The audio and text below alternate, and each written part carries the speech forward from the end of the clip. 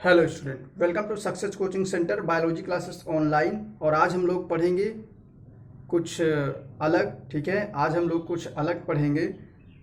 जैसा कि मैं अभी मुझे खबर मिली है, ठीक है, कि इजराइल ने कोरोना वायरस से लड़ने के लिए कुछ दवाइयाँ तैयार कर ली हैं। ठीक है, तो आज हम लोग उसके बारे में कुछ बात करेंगे और उसके बाद हम लोग बात करेंगे कि प्लाज्मा थेरेपी क्या होता है। ठीक है, जैसे कि मुझे पता चला है कि इजराइल ने मोनोक्लोनल एंटीबॉडी, ठीक है, इजराइल ने मोनोक्लोनल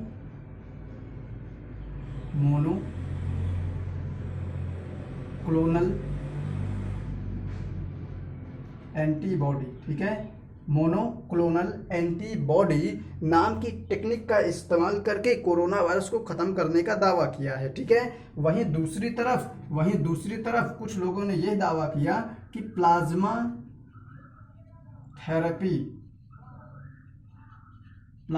थेरेपी क्या होता है और इसके थ्रू कोरोना वायरस से बचने का तरीका ढूंढा। ठीक है, तो देखिए, याद रखिए, जो मोनोक्लोनल एंटीबॉडी है या फिर जो प्लाज्मा थेरेपी है, ठीक है, मैं इसे क्यों बताने जा रहा हूं यहाँ पे, तो याद रखिए ये इंटर के सिलेबस में है। ठीक है, इसलिए मैंने इसको सोचा यहाँ पे बता देते। जब आप लोग बायोटेक्नोलॉजी पढ़ेंगे, जब आप लोग बायोटेक्नोलॉजी का चैप्टर पढ़ेंगे, तो वहां पर आपको मोनोक्लोनल एंटीबॉडी जो टेक्निक है या फिर मोनोक्लोनल एंटीबॉडी के बारे में पढ़ने के लिए मौका मिलेगा। फिर से वहां पे पढ़ाऊंगा। ठीक है, दूसरा पॉइंट जो लिखा हुआ है प्लाज्मा थेरेपी, ठीक है, तो प्लाज्मा थेरेपी भी हमारे सिलेबस में है। कक्षा 12 के टॉपिक्स में से एक टॉपिक है प्लाज्मा थेरेपी, दूसरा टॉपिक है मोनोक्लोनल एंटीबॉडी। ठीक है, तो इसके बारे में एग्जाम में क्वेश्चन भी आते हैं। बोर्ड एग्जाम ने कक्षा 12 में चैप्टर्स दे रखे हैं जिनके अकॉर्डिंग ये आते हैं। ठीक है, इसलिए मैं आज इनके बारे में बात करूंगा। ठीक है, तो सबसे पहले हम लोग बात करेंगे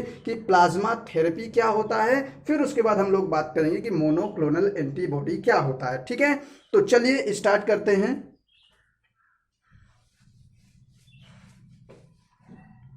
सबसे पहली बात है प्लाज्मा थेरेपी।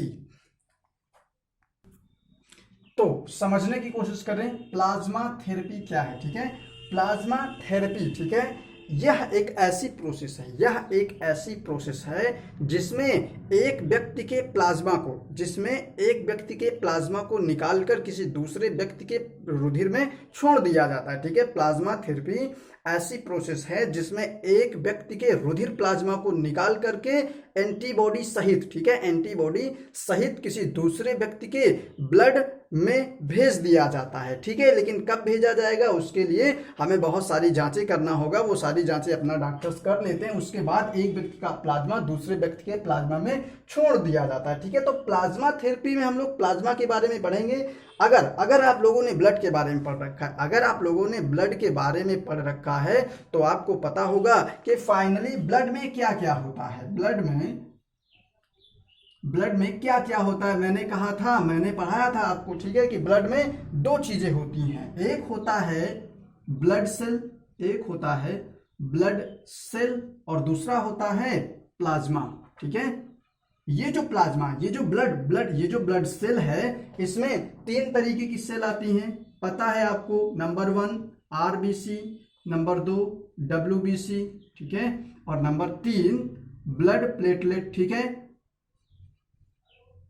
ब्लड प्लेटलेट, ठीक है, तीसरा पॉइंट आता है ब्लड प्लेटलेट। ठीक है, तो ब्लड सेल के अंतर्गत डब्ल्यूबीसी, आरबीसी, ब्लड प्लेटलेट आ जाती हैं। लेकिन जो प्लाज्मा है उसमें बहुत सारा मटेरियल्स घुलनशील अवस्था में पाया जाता है। ठीक है, तो फाइनली जो कोरोना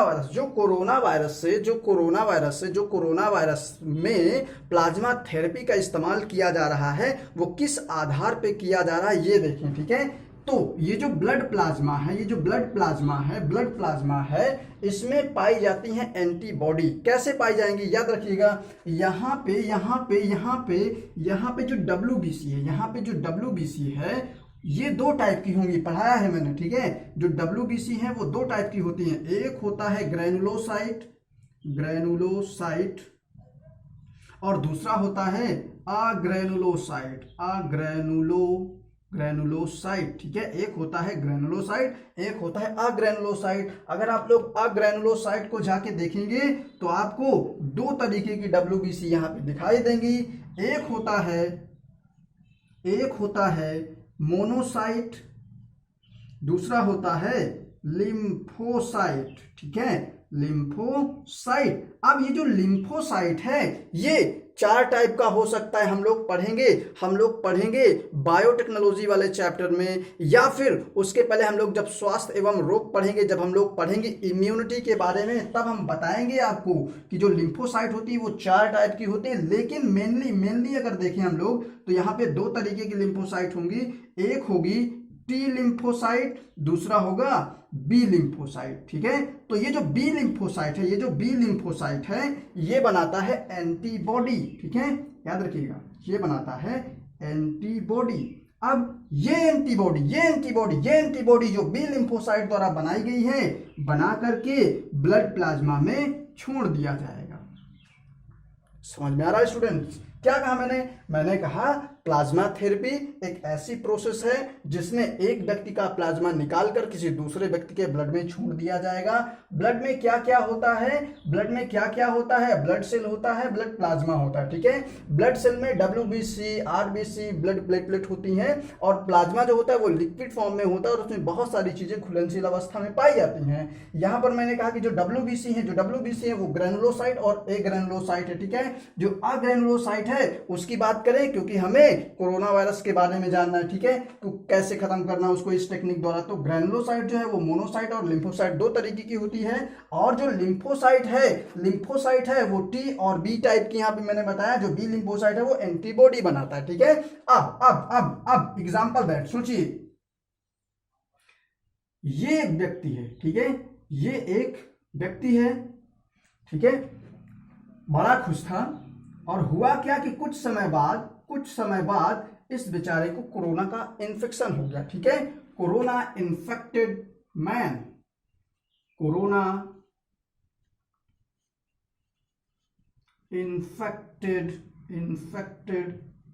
मैन, ठीक है। ये कोरोना से संक्रमित आदमी है, ठीक है। हुआ क्या कि ये पहले बड़ा खुश था, ठीक है, लेकिन हुआ क्या कि कुछ समय बाद इसमें क्या हुआ कि कोरोना वायरस का इन्फेक्शन हो गया। अब आप सब जानते हैं कि जो कोरोना वायरस है वो कैसे इन्फेक्शन करेगा, ठीक है। हमारे जो रेस्पिरेटरी ट्रैक है उसी में कोरोना वायरस अटैक करता है, ठीक है। तो यहाँ पे जो कोरोना वायरस है वो नाक के थ्रू जाएगा, ठीक है, नोज से होते हुए अंदर की ओर एंटर करेगा, और एंटर करने के बाद कहीं ना कहीं रेस्पिरेटरी ट्रैक पर अटैक करेगा, और वो किसी न किसी माध्यम से ब्लड पर पहुंच जाएगा, ठीक है। ज्यों ही वायरस हमारे ब्लड पर पहुंचता है, हमारा जो बॉडी है अपने आप को बचाने के लिए कुछ विशेष टेक्निक्स का इस्तेमाल करता है, ठीक है, कुछ विशेष चीजों को प्रोड्यूस करता है जिसके कारण जो बाहर से वायरस आ गया है उसको मारकर समाप्त किया जा सके, ठीक है। फिर से सुनिए मैंने क्या कहा। मैंने कहा कि ये खुश दिल आदमी था, ठीक है, एकदम खुश था। हुआ क्या कि ऐसे टहल रहा था, सब कुछ कर रहा था, ठीक है, सोशल डिस्टेंसिंग का पालन नहीं कर रहा था, जो भी गवर्नमेंट्स ने रूल्स बताए हैं या फिर डिजीज से बचने के लिए जो जो तरीके बताए गए थे इसने फॉलो नहीं किया। ये खुश दिल था, घूम रहा था बिना मास्क के, बिना प्रॉब्लम के, ठीक है, घूम रहा था। हुआ क्या, इसको एक ऐसा आदमी मिल गया जो कोरोना वायरस से इन्फेक्टेड था। हुआ क्या कि इसने उसके साथ बातचीत की, हाथ वाथ को मिलाया, तो हुआ क्या कि इसके ऊपर भी कोरोना वायरस का इन्फेक्शन हो गया। अब कैसे हुआ होगा सोचिए, सारे तरीके आपको पता है, ठीक है, बहुत सारा सिस्टम है, ठीक है, सबको पता है कि कोरोना वायरस कैसे फैल रहा है, ठीक है। तो मैं उसके बारे में बात नहीं करूंगा, नहीं तो आप कहेंगे सर आप भी वही चीज बताने लगे जो सब चीज बता रहे हैं, ठीक है। तो मैं कुछ अलग बताने की कोशिश कर रहा हूं। कोरोना इन्फेक्शन हो गया इसमें, ठीक है। अब किसी न किसी माध्यम से कोरोना वायरस ब्लड में पहुंच गया। अब हमारा जो बॉडी है वो क्या कहेगा कि अरे ये जो वायरस आ चुका है, ये जो जर्म आ गया है, रोगाणु आ गया है, ये तो हमारे लिए हानिकारक है। तो हमारा बॉडी क्या कहता है, हमारा बॉडी कहता है पकड़ो साले को, ठीक है, और किसी न किसी माध्यम से इसको भगाने की कोशिश करो, ठीक है। तो होता क्या है कि हमारा जो बॉडी है वो पूरी तरीके से कोशिश करता है कि वायरस को हम हटा दें। और कैसे हटाएगा, सोचिए, जो कोरोना वायरस है जो कोरोना वायरस है, जो कोरोना वायरस है वो हमारी बॉडी पर पहुंचने के बाद, हमारी बॉडी पर पहुंचने के बाद एंटीजन का काम करेगा, ठीक है, विष पदार्थ का काम करेगा या फिर हानिकारक पदार्थ का काम करेगा। अब हमारा बॉडी क्या करेगा, हमारा बॉडी क्या करेगा, हमारा बॉडी क्या करेगा, हमारा जो ब्लड है, ब्लड में जो WBC है, WBC में जो बी लिम्फोसाइट है वो क्या करेगी कि इस वायरस को मारने के लिए कुछ एंटीबॉडी बना करके तैयार कर देगी, ठीक है, क्योंकि मैसेज पहुंच गया, क्योंकि ब्लड में जो ही वायरस घुसा ब्रेन को मैसेज पहुंच गया कि भाई हानिकारक वायरस आ चुका है अंदर, इसको खत्म करने के लिए कोई तरीका अपनाया जाए, ठीक है। तो क्या किया, बी लिम्फोसाइट ने फटाफट एंटीबॉडी बना दी। एंटीबॉडी का जो शेप होता है वो इस तरीके से होता है, वाई शेप स्ट्रक्चर होता है। अब होता क्या है कि जब बहुत सारा एंटीबॉडी बन गया है, एंटीबॉडी बन गया है, तो इसको क्या किया गया, सीक्वेंस को समझिए मैं क्या कह रहा हूं, मैं कह रहा हूं कि व्यक्ति को इन्फेक्शन हुआ, कोरोना वायरस ब्लड में पहुंच गया, शरीर कोरोना वायरस से बचने के लिए एंटीबॉडी बना लिया है। अब ये एंटीबॉडी क्या करेगा, इस तरीके से कोरोना वायरस में जो स्पाइक्स निकले हुए ग्लाइकोप्रोटीन्स की बनी होती, ठीक है, कभी जो कोरोना वायरस है कवर्ड है ग्लाइकोप्रोटीन से, ठीक है, उसके बाहर की ओर स्पाइक्स निकली हुई हैं, घुंडियां निकली हुई हैं, उसमें क्या करता है कि ये जो बनी हुई है एंटीबॉडी, ये इस तरीके से आकर के चिपक जाती हैं। अब जब चिपक गई, जब स्पाइक से एंटीबॉडी आकर के चिपक गई, तो अब जो कोरोना वायरस था जो ब्लड में आ गया था वो ब्लड में ही रहेगा और ये एंटीबॉडी उसको मारकर समाप्त कर देंगी, खत्म हो जाएगा वायरस। लेकिन अगर एंटीबॉडी ना बनती तो इस तरीके से स्पाइक पर जाकर एंटीबॉडी नहीं चिपकती। अगर स्पाइक पर जाकर एंटीबॉडी नहीं चिपकती तो कोरोना वायरस क्या करता, किसी ऑर्गन के पास जाता, उसकी सेल या टिश्यू से चिपक जाता और फिर उसमें इन्फेक्शन कर देता, सेल्स को अपना पोषण बनाकर खाकर समाप्त कर देता, ठीक है, नष्ट कर देता सेल्स को। तब हम फिर रोगग्रस्त हो जाते, मौत भी हो सकती है वहां पे आगे चल करके, ठीक है। तो कहने का मतलब क्या है, आप सोचिए, यहाँ पे जो एंटीबॉडी बन गई इस तरीके से कोरोना वायरस को चारों तरफ से घेर लिए, कोरोना वायरस को समाप्त कर दिए, तो अब ये व्यक्ति क्या हो जाएगा, ये व्यक्ति बच जाएगा, इसको कोरोना वायरस डिजीज नहीं होगा और ये जीवित रहेगा। ऐसा व्यक्ति का जो ब्लड होगा, ऐसे व्यक्ति का जो ब्लड होगा, उसका जो ब्लड प्लाज्मा होगा, ऐसे व्यक्ति का जो ब्लड होगा, उसका जो ब्लड प्लाज्मा होगा, उसमें पाई जाएंगी एंटीबॉडी। और ये जो एंटीबॉडी होंगी ये वायरस को मारने वाली होंगी, कोरोना वायरस को मारने वाली होंगी, ठीक है, कोरोना वायरस को मारने, killer antibody, killer corona virus antibody, ठीक है, किलर कोरोना वायरस एंटीबॉडी, ठीक है, किलर कोरोना वायरस एंटीबॉडी, ठीक है, इसको हमने नाम दे दिया किलर कोरोना वायरस एंटीबॉडी। अब ये क्या कर सकती हैं, ये जो एंटीबॉडी है ये कोरोना वायरस को मार सकती हैं, ठीक है, समाप्त कर सकती हैं। तो करते क्या है, प्लाज्मा थेरेपी पे करते क्या है कि यहाँ पे जो ब्लड प्लाज्मा है इस व्यक्ति का जो इन्फेक्टेड पहले हो चुका था अब सही है, इसके ब्लड प्लाज्मा में क्या है, एंटीबॉडी है, इसके ब्लड प्लाज्मा में क्या है, एंटीबॉडी है। अब इस व्यक्ति का जो प्लाज्मा है, ठीक है, इस व्यक्ति का जो प्लाज्मा है उसको निकाल लिया जाता है, ठीक है, निकाल लिया जाता है और उसको सुरक्षित रखा जाता है जिसमें कोरोना वायरस को मारने के लिए एंटीबॉडी है, ठीक है। अब यहीं पे देखिए, ठीक है, एक दूसरा खुशदिल आदमी है और एक दूसरा खुशदिल आदमी है। हुआ क्या कि भैया ये भी सोशल डिस्टेंसिंग का पालन नहीं कर रहा था तो इसको भी कोरोना का इन्फेक्शन हो गया, कोरोना इन्फेक्टेड मैन, ठीक है, ये एक ऐसा आदमी था जिसने सोशल डिस्टेंसिंग का पालन नहीं किया और इसे भी कोरोना वायरस का इन्फेक्शन हो गया। लेकिन प्रॉब्लम क्या है, प्रॉब्लम ये है कि इसके अंदर एंटीबॉडी नहीं बन पा रही है। ये कई दिनों से संक्रमित था, यह व्यक्ति कोरोना वायरस को संक्रमित हुए बहुत दिन हो गया इसको, ठीक है, और इसके ब्लड ने, इसके शरीर ने कोरोना वायरस को मारने के लिए एंटीबॉडी बना नहीं पाई, तब क्या होगा? ऐसी दशा में वायरस आएगा, ब्लड में जाएगा, पूरे शरीर को क्षतिग्रस्त कर देगा, रेस्पिरेटरी सिस्टम को क्षतिग्रस्त कर देगा, लीवर को प्रॉब्लम में डाल देगा, ठीक है। इस तरीके से पूरे पूरे बॉडी सिस्टम को गड़बड़िया देगा, और जब गड़बड़ हो जाएगा पूरा बॉडी सिस्टम तो काम करना बंद कर देगा, और लास्ट में क्या होगा? इसकी मृत्यु भी हो सकती है, डेथ भी हो सकती है।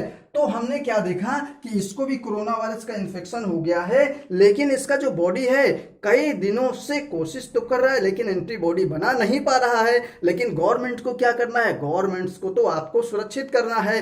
तब क्या कहते हैं कि भाई जो पहला व्यक्ति था जिसको कोरोना वायरस का इन्फेक्शन हो गया था, उसका इम्यूनिटी काफी मजबूत था, उसका प्रतिरक्षा तंत्र काफी हुष्ट पुष्ट था। उसने क्या किया? कोरोना वायरस को मारने के लिए किसी न किसी तरीके से एंटीबॉडी बना लिया था। तो भैया उस व्यक्ति का जो प्लाज्मा था उसमें एंटीबॉडी है, बनी बनाई एंटीबॉडी रखी है। लाओ भैया इंजेक्शन के माध्यम से इस महाशय को लगा दो ताकि शायद ये बच जाए, ठीक है। तो करते क्या है? बस कुछ करते नहीं है, ठीक है,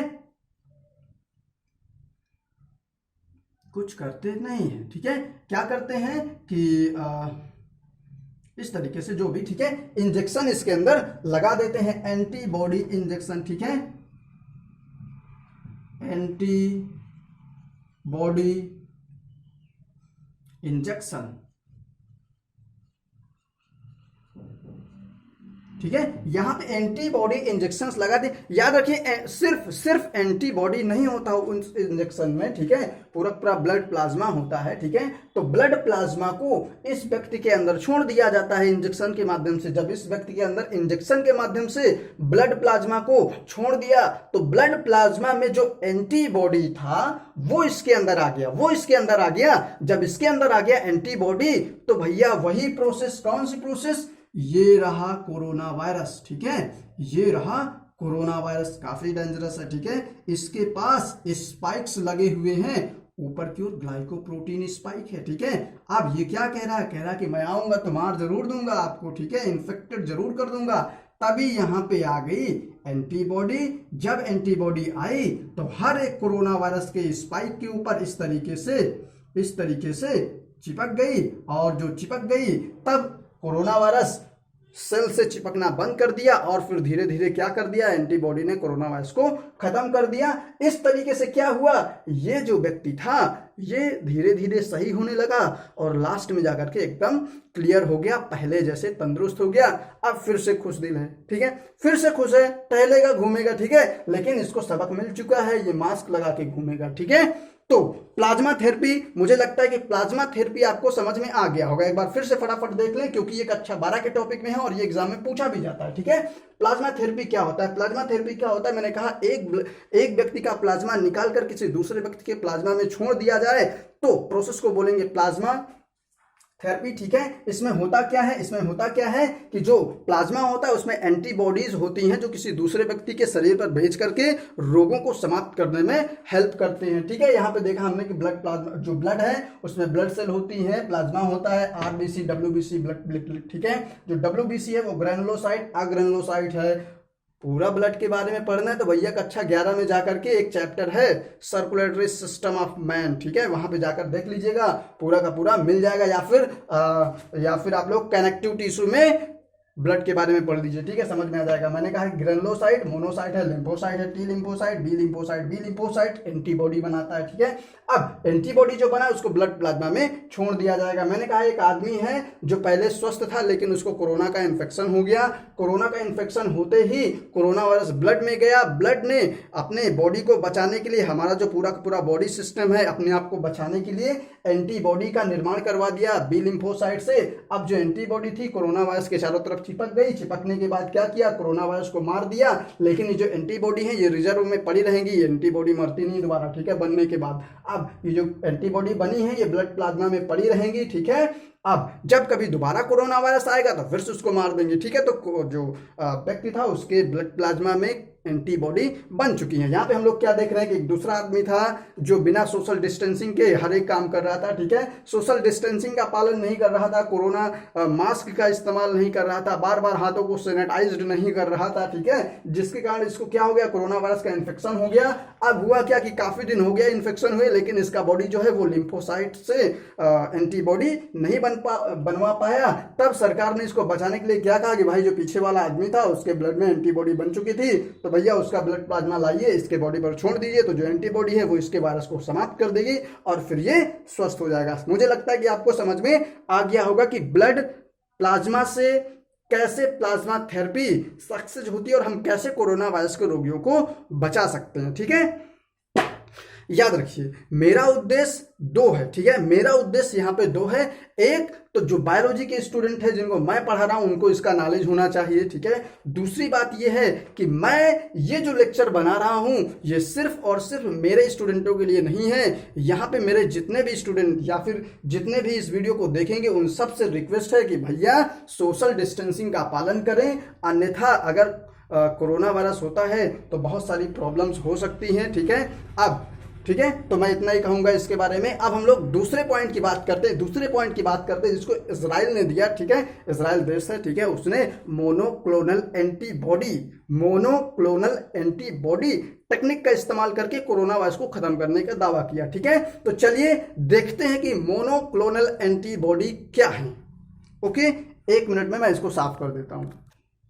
तो चलिए अब हम लोग बात करते हैं मोनोक्लोनल एंटीबॉडी के बारे में, ठीक है, मोनोक्लोनल एंटीबॉडी के बारे में। तो सबसे पहले आपको नाम समझना होगा कि यहाँ पे मोनो का मतलब होता है एक, ठीक है, मोनो का मतलब होता है एक और क्लोनल का मतलब होता है एक ही जैसी बहुत सारी प्रतियां, ठीक है। जैसे एग्जांपल दैट आपके पास एक पेज है, उस पेज में आपने लिखा क ख ग घ, ठीक है। अब आप कंप्यूटर वाले भैया के पास गए, आपने कहा कि भैया इसका फोटो कॉपी कर दीजिए, तो क्या करेगा वो कि उसी तरीके से लिखे हुए सारे अक्षर की कॉपियां निकाल देगा दूसरे पेज में, ठीक है। मतलब एक ही जैसी सेम टू सेम एक ही जैसी बहुत सारी एंटीबॉडी हो सकती हैं यहाँ पे, ठीक है। तो कहने का मतलब यह है कि एक ही जैसी, क्लोनल का मतलब होता है प्रतियां, ठीक है, प्रतियां, और एंटीबॉडी का मतलब होता है प्रतिरक्षी या फिर एंटीबॉडी ही कह सकते हैं, ठीक है। तो कहने का मतलब ये कि मोनोक्लोनल एंटीबॉडी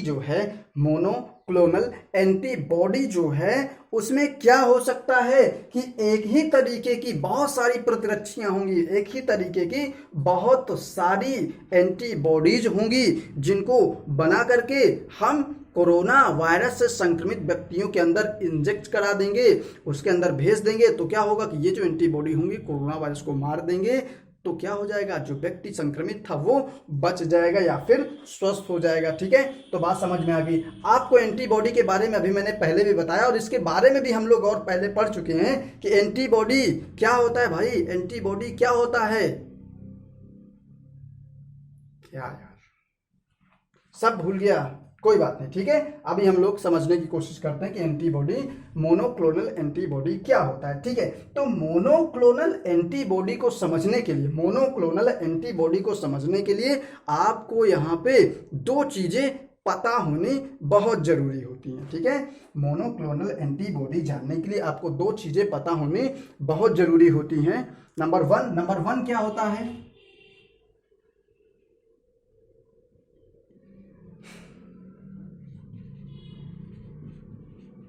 कैंसर सेल। आपको नंबर 1 पर कैंसर सेल की बात पता होना चाहिए, ठीक है, कैंसर सेल की बात पता होना चाहिए। और नंबर 2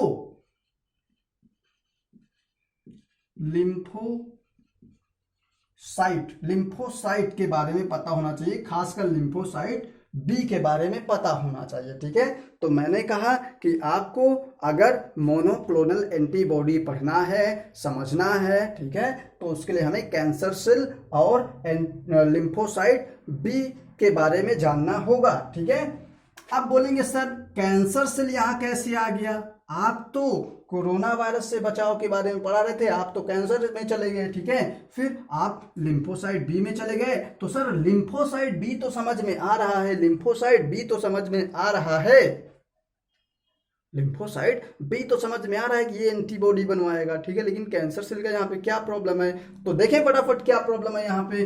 जो कैंसर सेल होती हैं, एक बार नॉर्मल सेल अगर कैंसर सेल में चेंज हो गई, याद रखिएगा, अगर एक बार कोई एक सामान्य कोशिका कैंसर कोशिका में बदल गई तो वो बिना किसी नियंत्रण, बिना किसी कंट्रोलर सिस्टम के इतना स्पीड से डिवाइड करती है कि उसके डिवीजन को रोक पाना इम्पॉसिबल होता है, ठीक है। और ये भी याद रखिएगा कि कैंसर सेल कभी मरती नहीं है।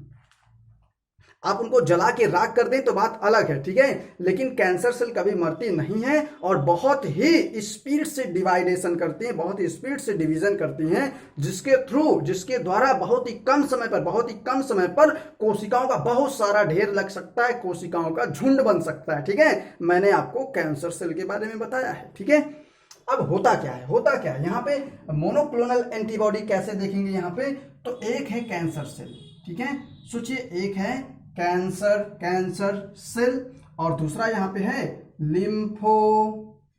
Lymphocyte B.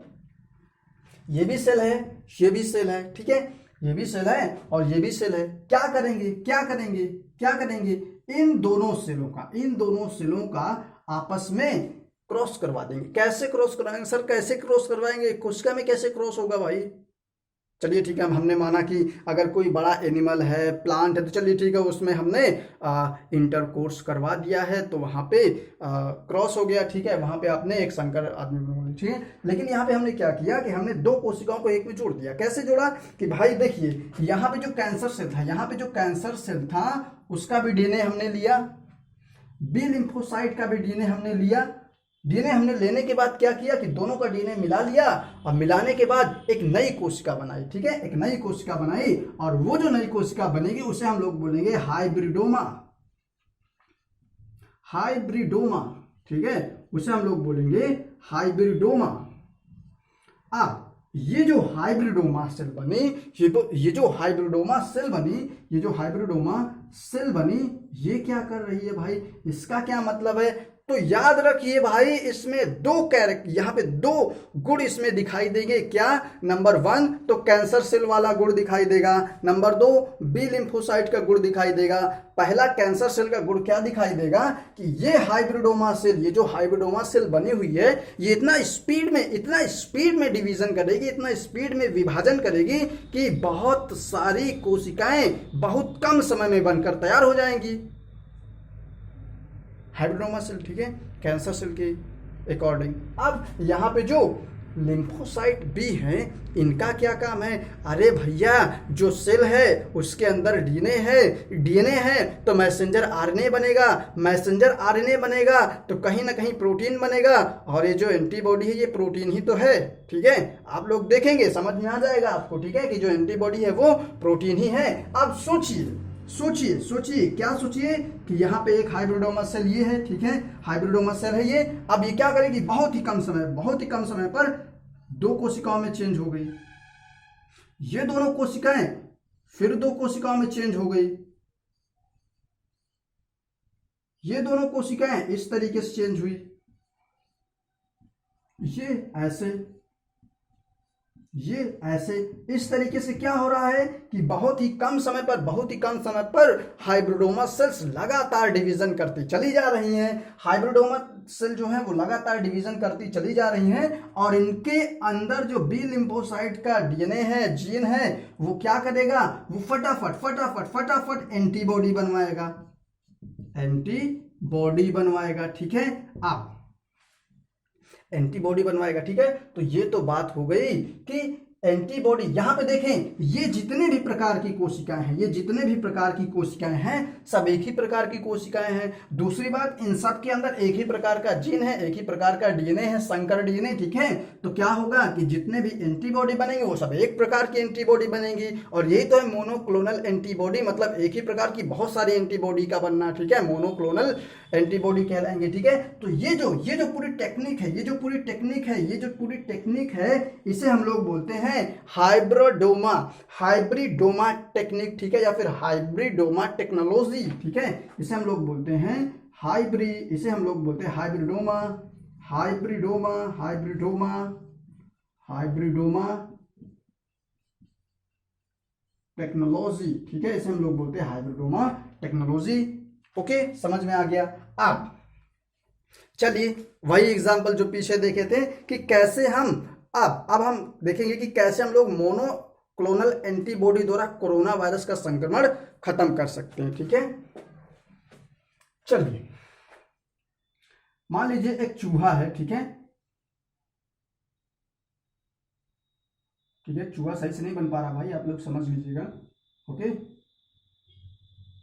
समझ लीजिए, हाँ ये कोई जीव है, ठीक है, एग्जाम्पल दे, चूहा ही है यार, ठीक है, ये जो भी है, ठीक है, ये चूहा ही है, मैंने एक चूहा बना दिया। ठीक है, अब हुआ क्या कि इस चूहे में हमने क्या किया कि कोरोना वायरस, मान लीजिए एग्जाम्पल दैट, ठीक है, हमने इसको क्या किया कि चूहे के अंदर कोरोना वायरस को इंजेक्ट करा दिया, ठीक है, भेज दिया। अब जो चूहा है उसकी जो कोशिकाएं हैं, उसकी जो बी लिम्फोसाइट हैं, वो भी इसको मारने के लिए एंटीबॉडी बनाएंगी। ठीक है, लेकिन कितने चूहों के अंदर हम लोग प्रवेश कराएंगे, कितनी एंटीबॉडी निकालेंगे, ठीक है, तो इसमें बड़ा प्रॉब्लम होगा, बड़ा समय लग जाएगा।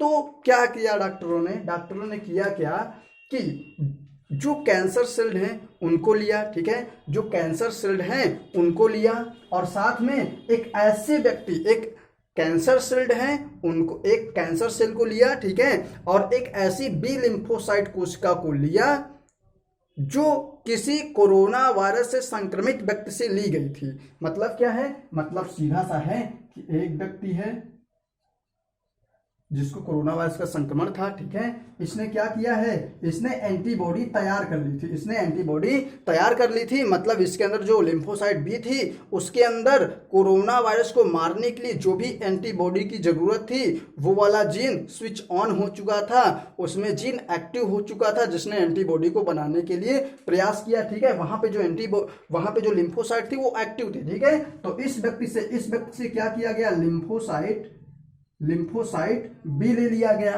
तो ये जो लिम्फोसाइट बी हमने लिया, इसमें वो जीन एक्टिव है जो एंटीबॉडी बनाएगा। ठीक है, तो हमने इस बी लिम्फोसाइट को लिया, उसके बाद कैंसर सेल को लिया। अब यहाँ पे जब कैंसर सेल और बी लिम्फोसाइट मिल गई तो एक ऐसी हाइब्रिडोमा सेल बनी जिसमें वह जीन प्रेजेंट था जो कोरोना वायरस को मारने के लिए एंटीबॉडी बना सकता था। ठीक है, अब हुआ क्या कि हाइब्रिडोमा सेल ने क्या किया, लगातार डिवीजन किया तो एक ही जैसी बहुत सारी कोशिकाएं बन गई, और साथ में इसके अंदर जो एंटीबॉडी बनाने के लिए जीन था वो भी लगातार एंटीबॉडी बनाता चला गया। अब हम क्या करेंगे, इन सेलों से एंटीबॉडी को हम लोग निकाल लेंगे। निकालने के बाद क्या करेंगे कि एक अच्छा सा पात्र लेंगे जिसमें हम लोग सुरक्षित कर लेंगे एंटीबॉडी को। सुरक्षित करने के बाद क्या होगा कि जब जरूरत पड़ेगी तो हम इन एंटीबॉडी को ब्लड प्लाज्मा के साथ मिला करके सीधे संक्रमित व्यक्ति को पहुंचा देंगे। तो क्या होगा कि स्पीड में ये सारी चीजें हो रही हैं, काफी स्पीड है एंटीबॉडी बनने की। तो यहाँ पे हम लोग क्या करेंगे कि जितना भी मटेरियल प्राप्त हो रहा है हम क्या करेंगे, व्यक्तियों में प्रवेश करा करके मोनोक्लोनल एंटीबॉडी द्वारा कोरोना वायरस से संक्रमित व्यक्तियों को क्या कर लेंगे, स्वस्थ कर लेंगे। ठीक है, हेल्दी बना पाएंगे उनको। ठीक है, तो यही प्रोसेस है। ठीक है, इजराइल ने यही चीज ढूंढ निकाली है कि हम लोग कैसे कोरोना वायरस को ख़त्म कर सकते हैं। अब जरूरी नहीं है, ठीक है, जरूरी नहीं है कि ये बहुत ही कम समय पे पूरी हर जगह फैलाया जा सके। ठीक है, लेकिन जहाँ तक संभावनाएं हैं कि इस तरीके को जल्द ही अप्लाई कर दिया जाएगा। ठीक है, और बहुत ही कम समय पर इसे हर जगह भेज दिया जाएगा वैक्सीन के रूप में। ठीक है, जो एंटीबॉडीज हैं इनको वैक्सीन के रूप में भेज दिया जाएगा, और हर एक व्यक्ति में जब ये लग जाएगा तो कोरोना वायरस का जो भी इन्फेक्शन होगा वो जल्द से जल्द समाप्त हो जाएगा। ठीक है, तो इस तरीके से आज हम लोगों ने दो चीज देखा, एक है प्लाज्मा थेरेपी, दूसरा है हाइब्रिडोमा टेक्नोलॉजी। ठीक है, हाइब्रिडोमा तकनीक क्या क्या होता है, प्रोसेस हमने जान लिया है। ठीक है, आज का इतना ही टॉपिक है। अब इसके बाद हम लोग कल आगे आएंगे। ठीक है, कल हम लोग अपना नेक्स्ट लेक्चर लिखेंगे। ठीक है, नेक्स्ट लेक्चर लेंगे जो भी होगा। ठीक है, आज मैंने इससे पढ़ाया, ठीक है। इसको आप लोग एकदम कंसंट्रेशन के साथ देखिएगा। मैं आज कोई दूसरा लेक्चर अपडेट नहीं करूंगा। आपको कोई प्रॉब्लम नहीं होनी चाहिए। आप लोग जा करके अगर हम लोग देखेंगे तो चैप्टर नंबर, मैं आपको बता दे रहा हूँ कि किस चैप्टर में मोनोक्लोनल एंटीबॉडी दी गई है। आप लोग वहाँ पे जा करके देख लीजिएगा तो आपको ज़्यादा समझ में आ जाएगा, ठीक है। वैसे तो मैंने सब कुछ बता दिया है। चैप्टर नंबर आपका है चैप्टर नंबर 12, ठीक है। Chapter number 12 biotechnology its application. Biotechnology its application, इस चैप्टर में हाइब्रिडोमा तकनीक आपको मिल जाएगा, जीन थेरेपी भी मिल जाएगा आपको, और वहाँ पे प्लाज्मा थेरेपी भी आपको शायद देखने के लिए मिल जाए, ठीक है। तो आप लोग देख लीजिएगा। आज के लिए इतना ही, जब तक के लिए गुड बाय।